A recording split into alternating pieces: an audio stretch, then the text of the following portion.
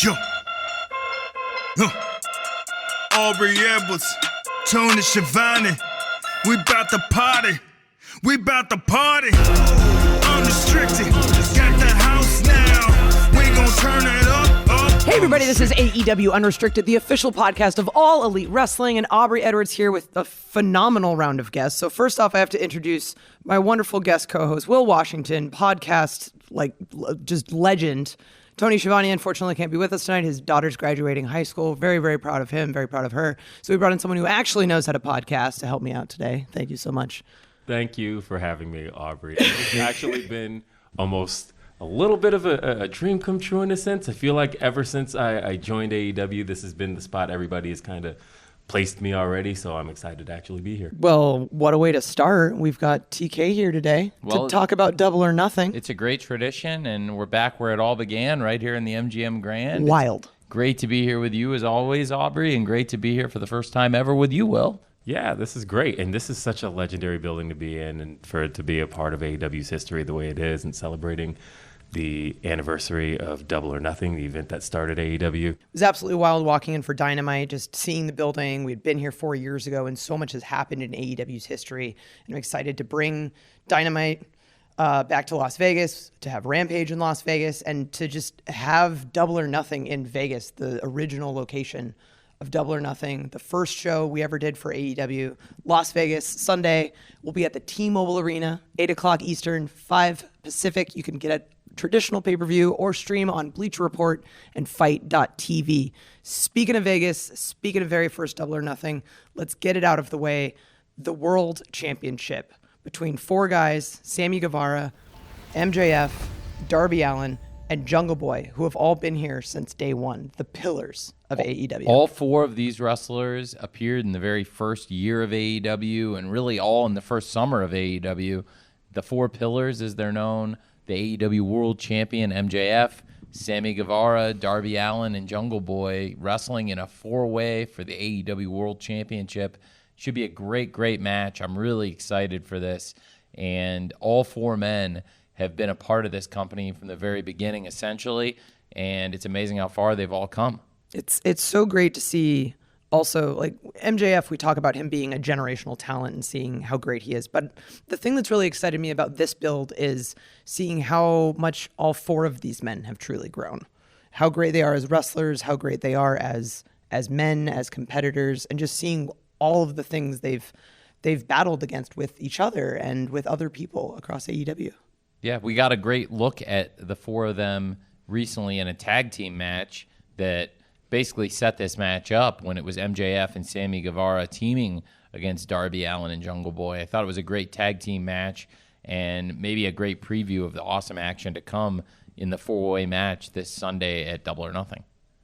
And, one of the things between the 4 of them, particularly that Max has been known for is his gift of gab, right? He's such an astute talker, but on top of that, he can really get into his opponent's heads. But throughout all of the build to this, we've seen his opponents really step up on the microphone and really hold their own with him, particularly Darby Allin. Darby Allin's been out there with him on a regular basis and has really shown that he can stand toe-to-toe on the mic with MJF.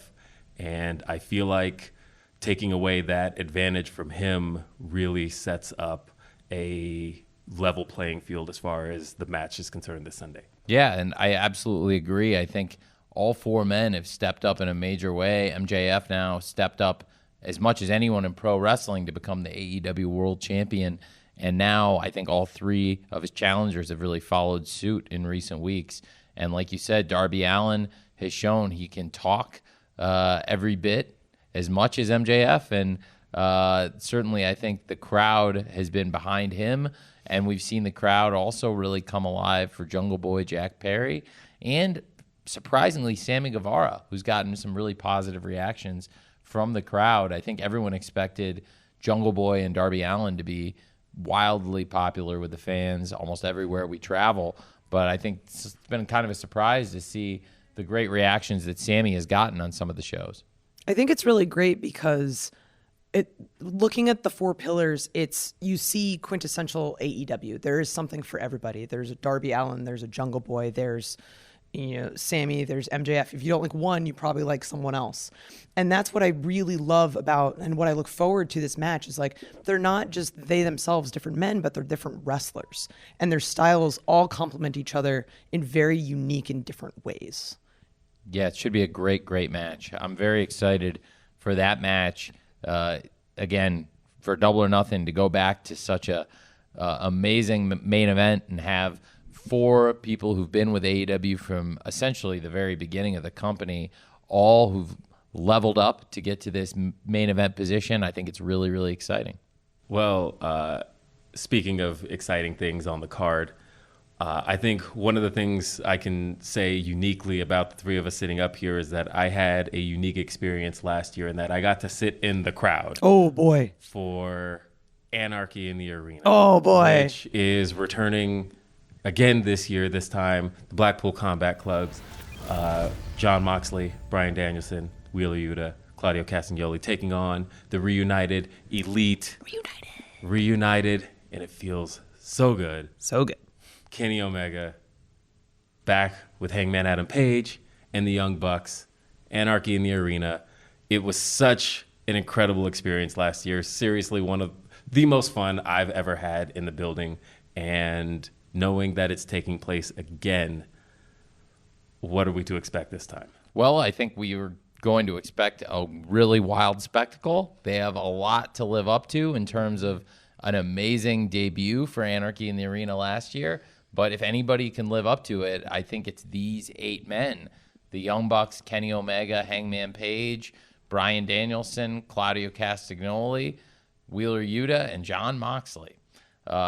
This match can take a toll, certainly. It was in Anarchy in the Arena last year. We saw Bryan Danielson very seriously injured.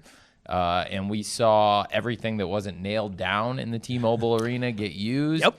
It was a bloody spectacle, to say the least. And I'm really looking forward to Anarchy in the Arena 2.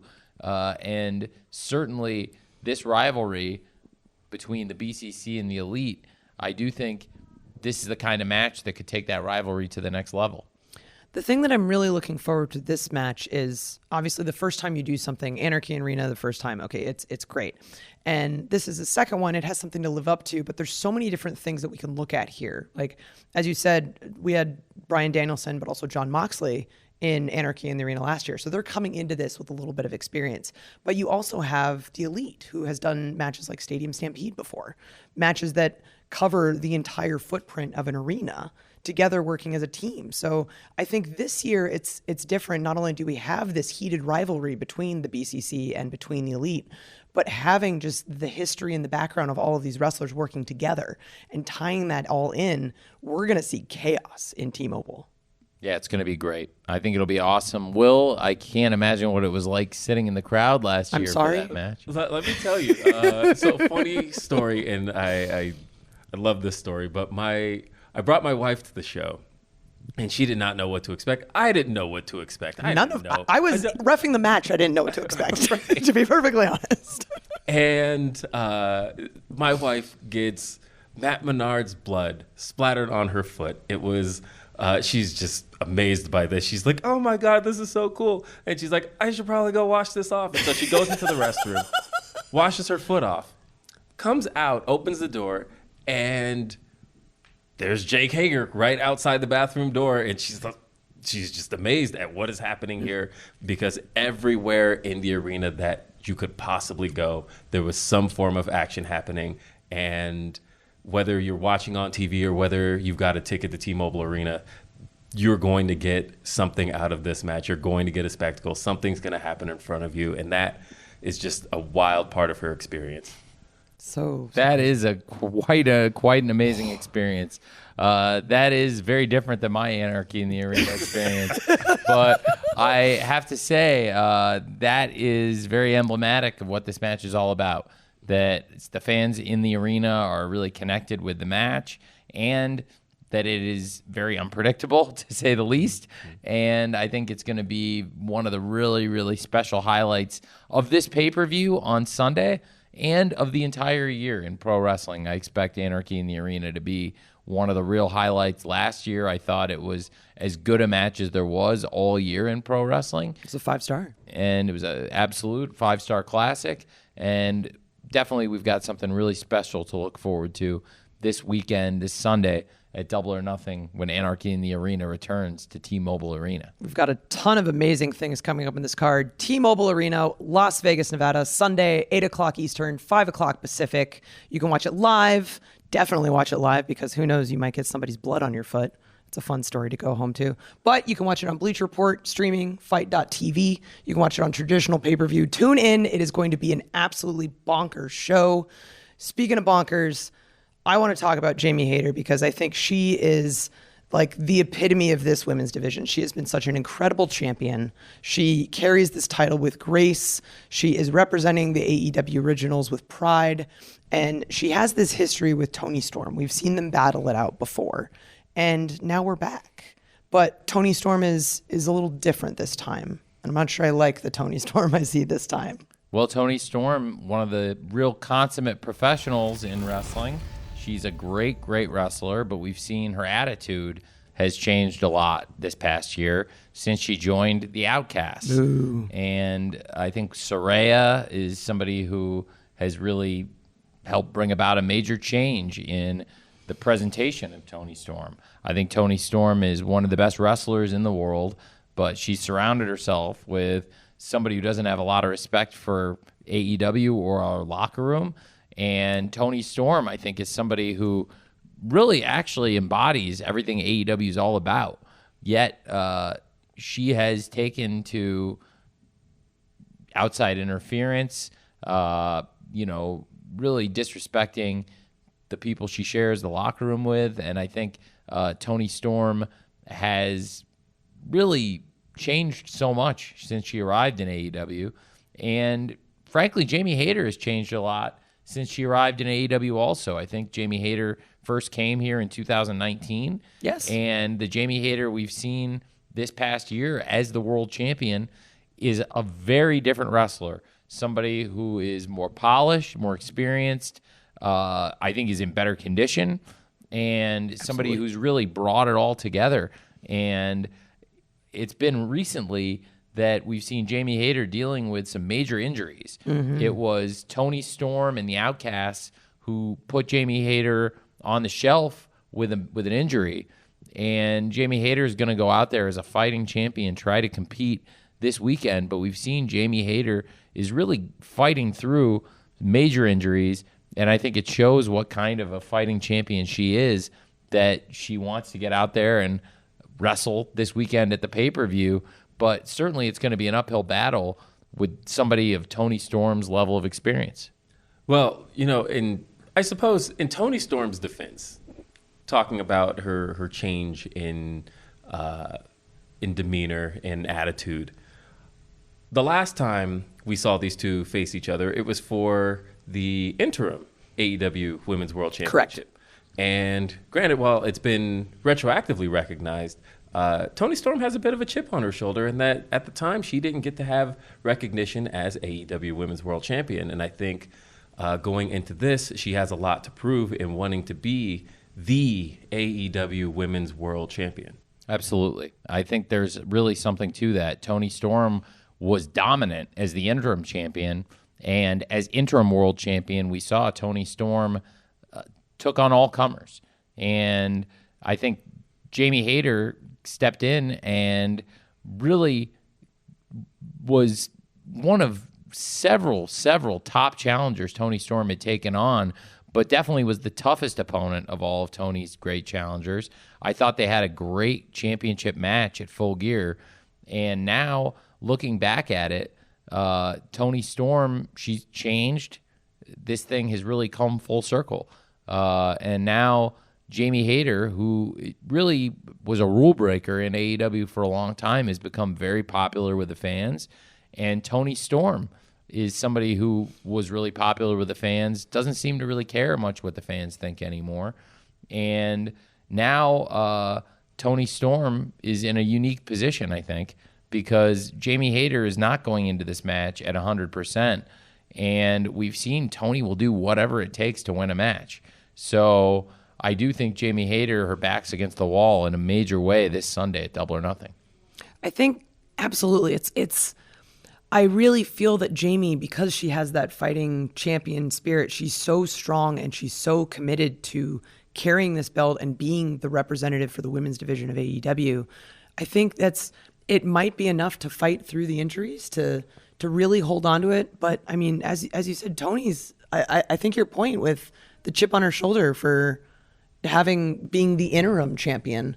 I think that's kind of a huge deal and something I didn't really think about. And these two girls go way, way back. Way back. Way back. They just have so much history. And it's part of the reason why I'm so excited about this match, because I know these two girls, whenever they're in the ring, I enjoy it. And I know our fans enjoy it because they're both absolutely excellent. So this is going to be regardless of who comes out on top, I think this Women's World Championship is going to be stellar. This weekend at Double or Nothing. Sunday, T-Mobile Arena, Las Vegas. Traditional pay-per-view, Bleacher Report, Fight.tv, 8 o'clock Eastern, 5 o'clock Pacific. Definitely tune in if you can't be there live, but you definitely want to be there live because there's nothing quite like a live AEW experience. Coming up, we have so much more to talk about. We have more title matches. We have ladder matches. We have battle royals. We've got so much. This pay-per-view is stacked. Welcome back to AEW Unrestricted. I'm Will Washington alongside Aubrey Edwards. Hello. And Tony Khan. Yeah. And we're talking about AEW Double or Nothing live this Sunday, T-Mobile Arena, 8 p.m. Eastern, 5 p.m. Pacific. That's going to be on traditional pay-per-view as well as Bleacher Report and Fight.tv. Yeah. Yes. Yes. And it's going to be a great show. Very much so. I'm really looking forward to it. We've talked about some of the great matches on the card, but something I think we've got to spend some time on, Please. something I'm really looking forward to, is the unsanctioned match. Chris Jericho versus Adam Cole. It's been building and building in recent weeks, and this is something I'm really looking forward to. Adam Cole versus Chris Jericho, unsanctioned. I was genuinely shocked that we ended up with a special enforcer in this match. Genuinely surprised by this. Tony, we have Sabu in the building. How is he going to be able to keep these two under control? Well, I think Sabu can do just about anything he puts his mind to. Mm-hmm. I think this is really special. It's great to have Sabu involved. I'm very excited about it.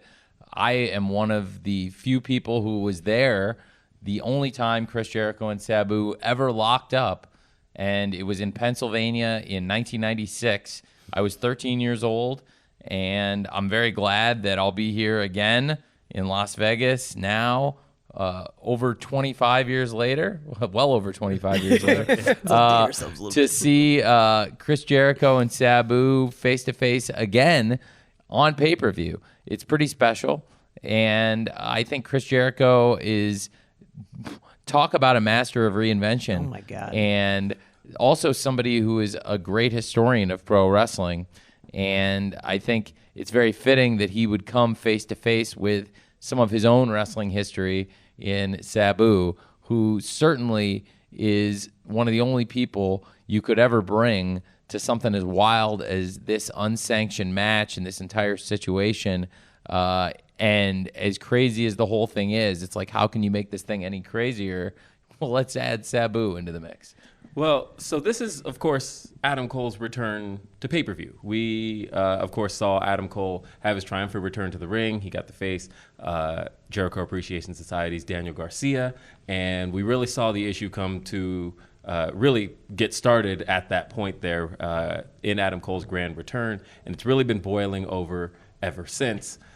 So I want to talk to you about why this became why we hit the point where this needed to be unsanctioned. Why, at this point, you, Tony Khan, could not allow this match to contest under traditional AEW rules. Well, I think this thing is such an intense personal situation. It's not a wrestling match anymore. No. Chris Jericho is one of the greatest wrestlers of all time. Adam Cole, certainly one of the greatest wrestlers of this generation, and has everything it takes to be one of the all-time greats. And I think if they wanted to go out there and have a great wrestling match, they're two of the most qualified people in the world to go do that. I think it would be excellent. But in this case, it's a really personal rivalry. It's a very personal situation. These two men hate each other, and they want to fight.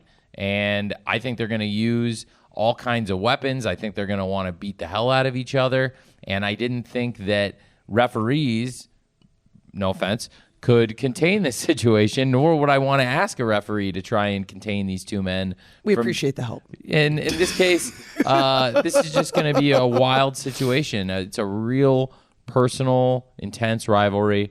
And this thing really kicked up a notch when Chris Jericho took advantage of a situation, and Dr. Britt Baker was out there, and Adam Cole saw his own girlfriend, Dr. Britt Baker, the woman he loves, get thrown into harm's way. And I think he found that very, very distasteful, to see Chris Jericho aligning with the Outcasts effectively, and also to see Adam Cole handcuffed to the ropes, powerless to do anything about it. I think that set this whole thing off. And Chris Jericho is also furious about what happened in the Falls Count Anywhere match with Roderick Strong last week.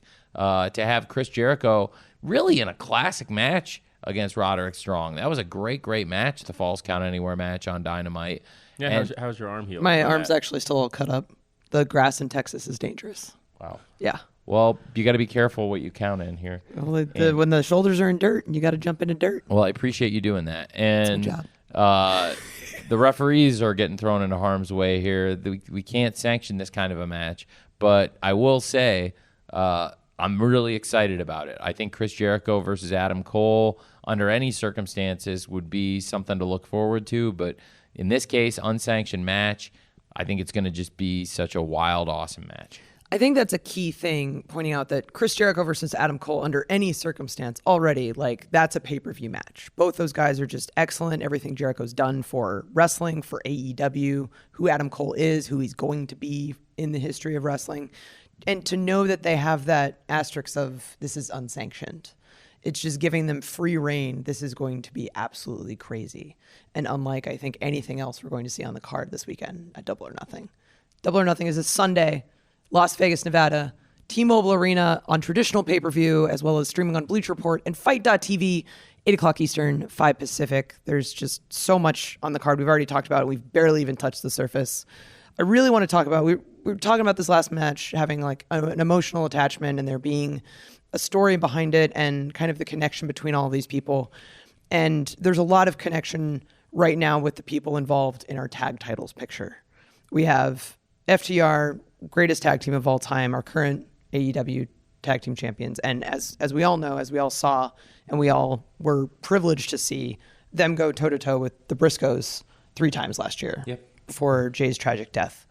And we see Mark along with them, and now we see Jay Lethal and Jeff Jarrett getting involved. And I'm no fan of Jeff Jarrett, as many people who listen to this podcast know. Well, I think it's going to be another very interesting match. Now, this is potentially a great wrestling match. Yes, 100%. I think that in this case, the rules do apply. Mm-hmm. I think it is a personal rivalry, but what could break out here is just some great wrestling. And when you've got Jeff Jarrett and Jay Lethal, who are a great tag team, but they're also both great singles wrestlers. Very much taking on Dax and Cash, who I think, as you said, are possibly the greatest tag team of all time. This makes for a really, really interesting match on the surface to begin with. But when you have a special referee like Mark Briscoe, who's got a personal connection to the match and the participants, I think it's a really interesting situation. And then on top of all of that, the World Tag Team Championships at stake. It's a really interesting situation with this match. First off, Aubrey, I think at this point you have to respect the bree-roo, because at this point I feel like it's time. It's time for Jeff Jarrett and Jay Lethal. This is, I believe, and you probably have a better answer, but this is the 3rd time this year that they've challenged in a straight-up tag team match, the 4th title shot, I believe, that Jeff Jarrett and Jay Lethal have had. And I think time's running out. I think it's finally time for these guys to pick up the gold and hold the gold and not have Aubrey Edwards. Hey, look, I'm just going to say, away their moment. I'm not taking away the moment. Jeff Jarrett is an incredible wrestler. Jay Lethal is an incredible wrestler. As a tag, they make an incredible team. I just still think he's a dick. I mean, you robbed the guys of their moment. Where was that? Don't make this about me. Don't make this about me. I won't make this about you. Don't make this about me. But I will just say that at this stage, I think Jeff Jarrett and Jay Lethal, I think there were a lot of skeptics last year, in particular, about the two of them as a tag team. But I think that they have proven to have the prowess of a tag team that can hang with one of the greatest tag teams of all time in FTR. And I think having Mark Briscoe there in the middle to call this one. And of course, we've seen so much go down over the last few weeks as far as Mark Briscoe and whether or not he can. We've seen the issues kind of crop back up with FTR, but then also on the other side of that, can we trust Jay Lethal and Jeff Jarrett? Is Sanjay Dutt playing them? I don't know. And is Mark going to be able to stay impartial? We know Mark's really close to Jay Lethal, and I know Mark has a good friendship with FTR, but like you said, it's a big rivalry between the Briscoes and FTR, and it started to kind of come unglued. And when Mark dropped Dax this week, I thought, hey, how's that gonna play out in the match? But then when Mark dropped Jeff Jarrett too, dropped everybody. It's like, okay, maybe Mark is going to be an impartial referee in this thing, and maybe he is the perfect guy to keep order in this match. So it's a very interesting situation. But yeah, that rivalry between the Briscoe family and FTR, that is one of the great rivalries we've ever had in tag team wrestling. 100%. And the late great Jay Briscoe, may he rest in peace, he, along with Mark Briscoe, had such a great rivalry with FTR. And I think now with Mark being the referee for this match, that is certainly something to keep an eye on, how that's going to affect not only FTR's preparation for the match, but also I think during the course of the match, how FTR make adjustments in the match. It's very different having one of your greatest rivals ever as the special referee, even if you get along with the guys, somebody that you've gone to war with and been in these kinds of battles with, that could throw them off in the match. I think it's a really good point that it's very important that the referee remain unbiased. It is truly important because this is a wrestling match and titles are on the line. The tag championships are on the line. But yeah, I didn't even think about it from the perspective of the wrestler seeing their friend in the stripes and how that's this unique twist to it. It's awesome. I'm very much looking forward to this. Anytime I get to see FTR in the ring, I'm just like, this is privilege. Absolutely. It's going to be a great show. It's a loaded card. Loaded. It's going to be a great night of wrestling, and we still have so much to talk about and so much to look forward to. So much more to talk about. We've talked so much about all of the major matches that are happening. We've got so many more coming up. Ladder matches, title matches, lots of fun stuff. Double or Nothing happening in Vegas this Sunday at the T-Mobile Arena, 8 o'clock Eastern, 5 o'clock Pacific, live on traditional pay-per-view, streaming on Bleacher Report and Fight.tv. Stay tuned to hear more about this awesome card that you're going to be watching. This is AEW Unrestricted. We've got Aubrey and Will talking to Tony Khan. We are discussing Double or Nothing, the awesome pay-per-view that is happening in Vegas this Sunday at the T-Mobile Arena. It is live. You can watch it on traditional pay-per-view. You can watch it on streaming, Bleacher Report, Fight.tv. You absolutely need to tune in. We've already talked about some incredible matches. And what else do we have coming up, Tony? What have we not talked about yet? Well, we have a lot to talk about, including some big championship matches. One match I'm looking forward to, and I think fans all over the world are looking forward to, is the TNT Championship match. Christian Cage versus the champion, Wardlow, in a ladder match. Yes. And we've seen Wardlow compete before in a ladder match. He's a former Face of the Revolution ladder match winner. But nobody in the company, nobody in all of pro wrestling has the kind of experience in ladder matches that Christian Cage has. He's one of the greatest ladder match wrestlers of all time. And I think this is going to be a really interesting match and a really interesting test for Wardlow. I absolutely think it is. Wardlow's been a multiple-time champion at this point. We've seen the experience he has in a ladder match setting, but I don't know if you could have all the experience in the world. You're still in the ring with Christian Cage, who is when you think of ladder matches, you think of Christian and a lot of the stuff that he's done in wrestling. Like this is, there's so much at stake, and there's so much. We see the twisted mind that Christian Cage has, like all of his experience with Jungle Boy, and how he's a backstabber. He turns on people.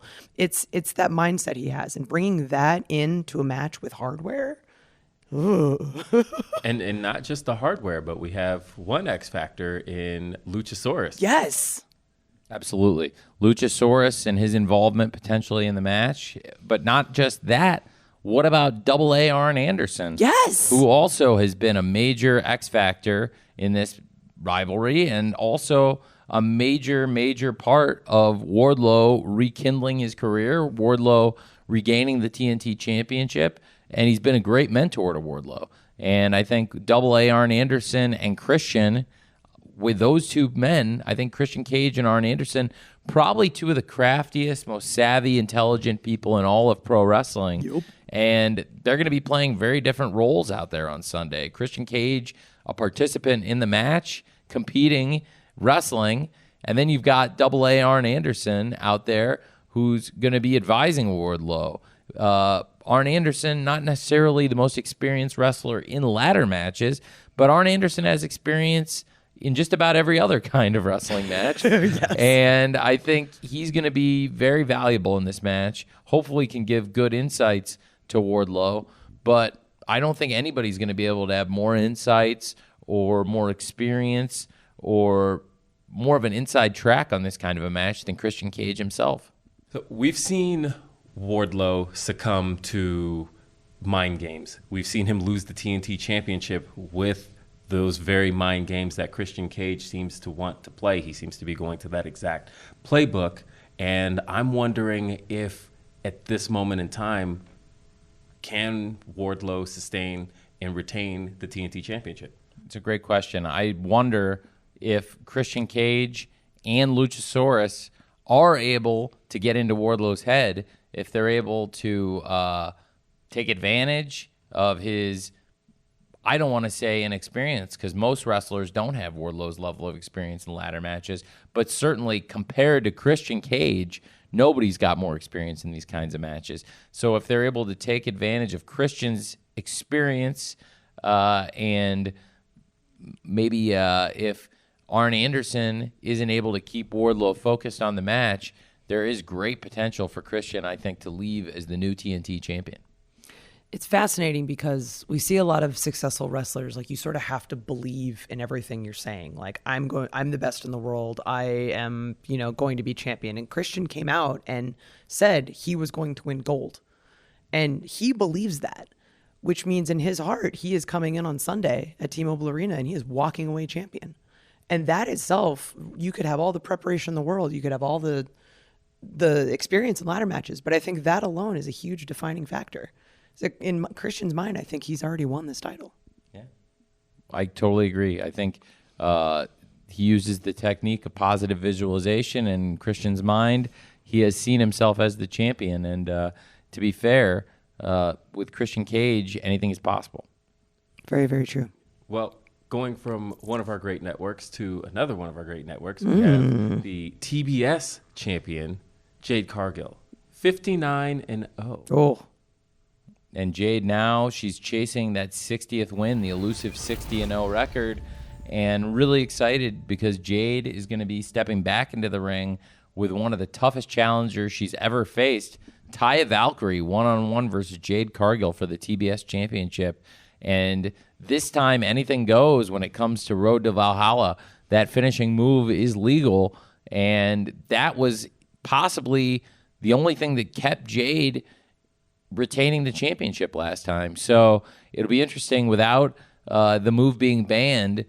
Will Jade be able to overcome Taya this Sunday at Double or Nothing? Yeah, last time we saw that match, really it came down to Taya simply not being able to hit Road to Valhalla, which, as a Jade Cargill fan, that move is jaded.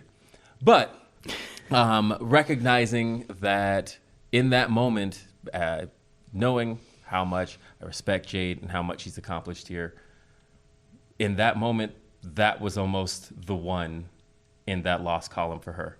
and knowing now that Road to Valhalla is legal, that could be all the difference in crowning a new TBS champion. Taya has so much experience in multiple different companies in multiple different countries that, as you said, one of Jade's toughest competitors. And I actually 100% agree. I think removing Road to Valhalla and her ability to use it was probably the thing that actually potentially equaled the playing ground.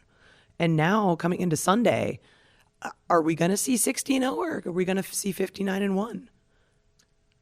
Ooh. Right? Like, I don't think I've ever said that before. Like, like Jade is just so unstoppable in all of the stuff she's done. But Taya is her greatest competitor yet. And I know they faced each other, but literally we are equal playing ground now. Everyone can use it.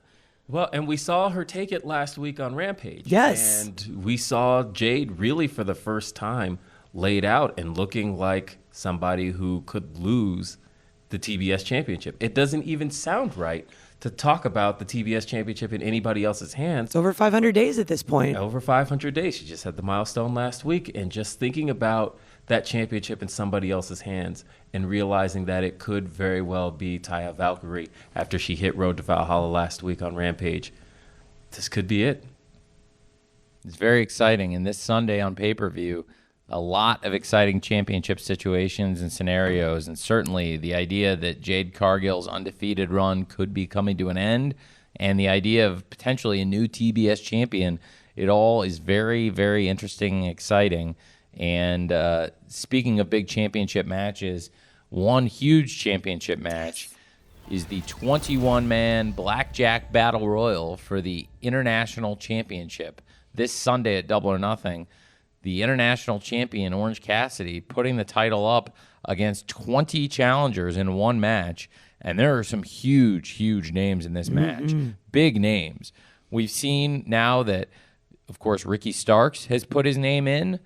With Ricky Starks entering his name into the competition, we've also seen his big rivals, Juice Robinson and Jay White, will be entering this match. Who just laid Ricky out on Dynamite this week. We saw that. And, of course, they had a great match 2 weeks ago in Austin, Texas, with a bit of a controversial ending. And certainly will be interesting to see that rivalry continue through the Battle Royal. But all of those men would make for a great international champion when you consider Ricky Starks, Juice Robinson, and Jay White. And then you have so many other big names in this match. Considering we saw Big Bill and Lee Moriarty are going to be entering the match and competing on Rampage against Orange Cassidy's best friends, Trent and Chuck, in a big tag match. All four of those men, Big Bill, Lee Moriarty, Trent, and Chuck, all competing in this match. Some of the top stars in all of Lucha Libre are going to be competing in this match when you've got Bandito, Commander, and the ROH World Tag Team Champions, the Lucha Bros, Rey Fenix and Penta El Zero Miedo, who picked up one of the biggest wins they've had all year, one of the biggest wins anybody's going to have, beating the BCC on AEW Dynamite. Talk about a huge win. And then we've had this very personal rivalry with Dustin Rhodes and Keith Lee forming a friendship together, and a rivalry between them and Brian Cage and Swerve Strickland, who've come together through this merger of the Mogul Embassy. It will be really exciting to have all four of those men competing in this battle royal with Brian Cage, Swerve Strickland, Keith Lee, and Dustin Rhodes. That's just some of the great names in this big match. There's so many great names in this match, and I think there's so many great challengers, so many people who would make for a great international champion, all competing in one great match. And it'll be really, really interesting to see, can Orange Cassidy retain the championship? Will there be a new international champion? And it's very interesting that Orange Cassidy does not have to get pinned to lose the championship in this match. He does not. And, you know, battle royals have been a big part of Double or Nothing's history over the years, and with this being the first ever Blackjack Battle Royal, and the first time that a championship has been on the line, that really changes the dynamic of everything here. All of a sudden here, we do have an opportunity for a champion, for a brand new champion to be crowned. This is the largest field in which a champion could be crowned in an AEW match in our history.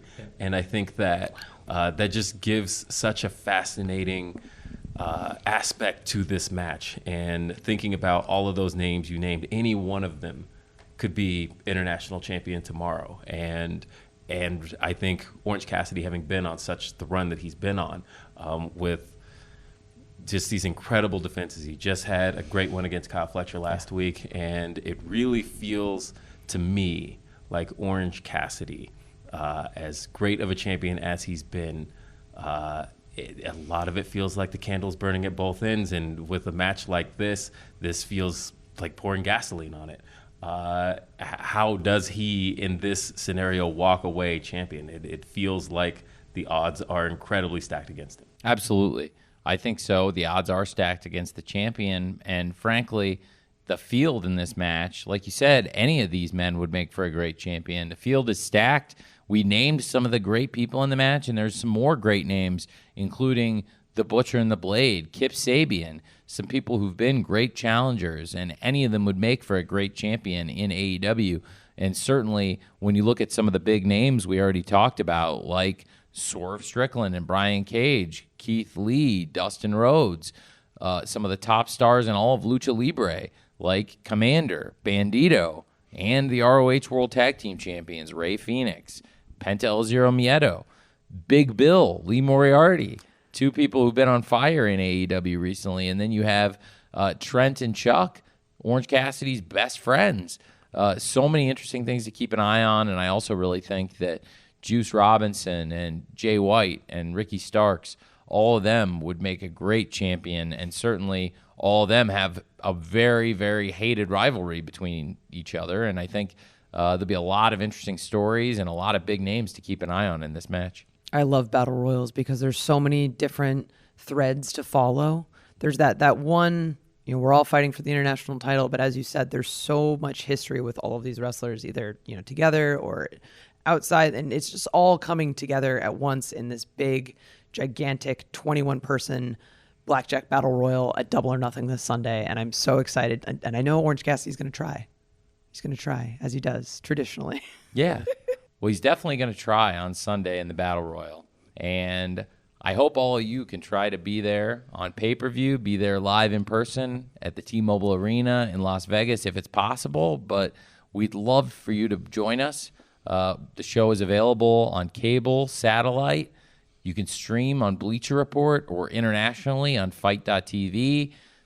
So many great ways to watch the show, and there's so much great action on this show.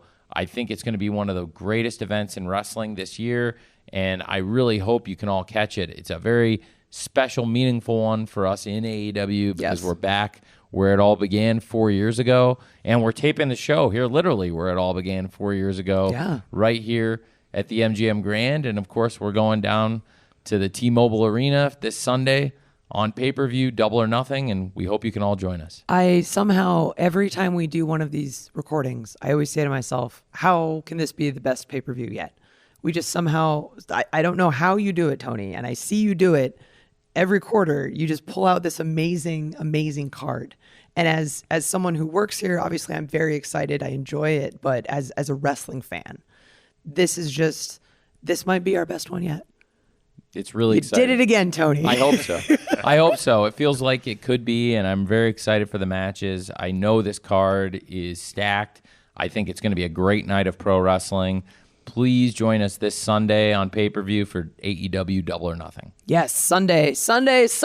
T-Mobile Arena, Las Vegas, 8 o'clock Eastern, 5 Pacific, live, traditional satellite, pay-per-view, streaming Bleacher Report, streaming Fight.tv. It's just going to be so much fun. We've got so much action, as all of our fans know from tuning in every week. You can catch this podcast, new episodes every Thursday, video episodes on Mondays. You can watch Dynamite on Wednesdays on TBS. You can watch Rampage on TNT on Fridays. And coming up soon, you can watch Collision on Saturdays on TNT. We've got so much going on. It's such an exciting year for AEW, and we're not even halfway through yet. This is awesome. It's been a great start to the year, and we're about to have a great pay-per-view on Sunday. AEW Double or Nothing 2023. This is Tony Khan, Will Washington, and Aubrey Edwards signing off. Thank you so much for listening to AEW Unrestricted.